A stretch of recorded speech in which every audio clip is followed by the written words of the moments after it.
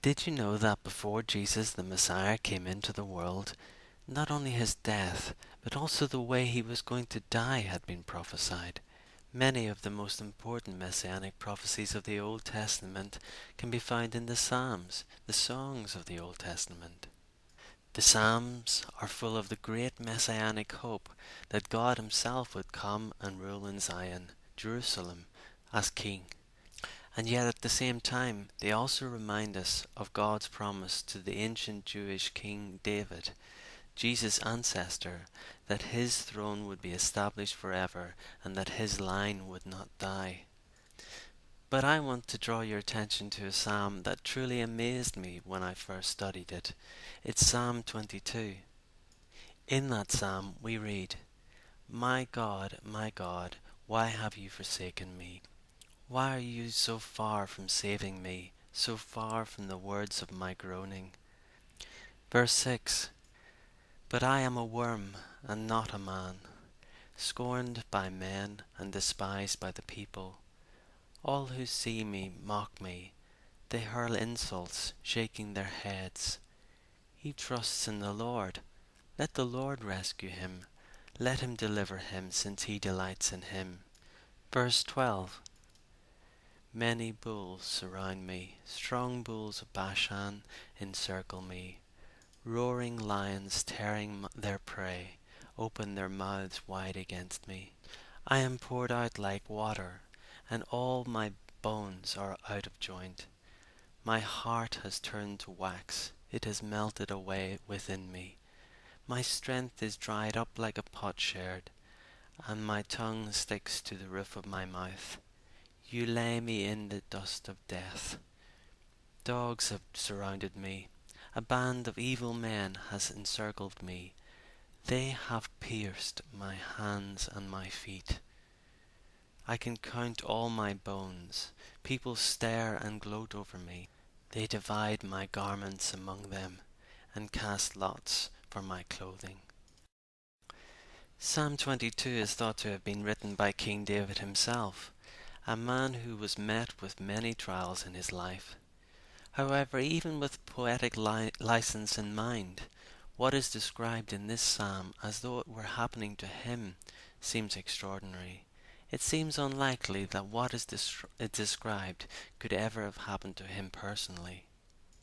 But did you know that when Jesus, King David's descendant, was on the cross, he actually shouted out the opening line of Psalm 22? Jesus identified completely with this psalm, and for obvious reasons, because the opening verse is not the only part of this psalm that transports the reader to the cross.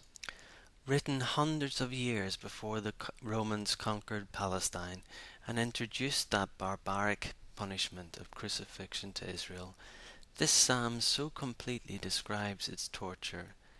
Yet how could David have described the cross in such detail when he lived hundreds of years before crucifixion was even known about in Israel? There's been a lot of debate in the past about verse 16. The ancient Greek translation of the Old Testament, the Septuagint, read, "They have pierced my hands and my feet."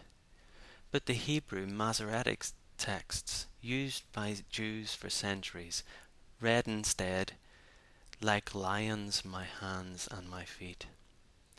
Even though this rendering of the verse doesn't make a whole lot of sense, for obvious reasons the Jews were inclined to believe that the Septuagint, although originally translated to Greek by Jewish translators, had been corrupted by Christians. They could not accept that Psalm 22 was a prophecy about someone dying through crucifixion. Centuries went by with no possibility of any resolution to this argument, until the Dead Sea Scrolls were discovered in the last century. These scrolls, which were probably written and collected by a Jewish sect called the Essenes before 100 AD, not only contain writings particular to that sect, but they also contain the oldest Hebrew texts of the Old Testament on the planet, predating the Masoretic texts by centuries. But they also provide an independent witness as to how this verse was originally written. The Dead Sea Scrolls reads, For dogs are all around me, a gang of evildoers encircles me. They have pierced my hands and my feet. Messianic prophecies like the one we have just read in Psalm 22 persuade me that the Bible isn't just another book. Some people might like to argue that Jesus was just a madman with a Messiah complex, or that the disciples decided when their leader died to invent stories about him to fit his life into the Messianic mold. But for me, there are too many coincidences like this for such theories to seem credible. How did King David know about crucifixion, and why did he write about it? This is a messianic psalm. Read verse 27.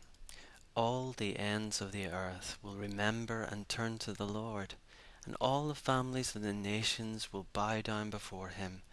For dominion belongs to the Lord, and he rules over the nations. In the last video, I showed you what it took for Jesus to be the Lamb of God who takes away the sins of the world. He took the punishment that we deserved for our sin. Have you remembered the cross and then turned to the Lord? Before he went to the cross, Jesus said in John chapter 12 verse 32, I, when I am lifted up from the earth, will draw all men to myself.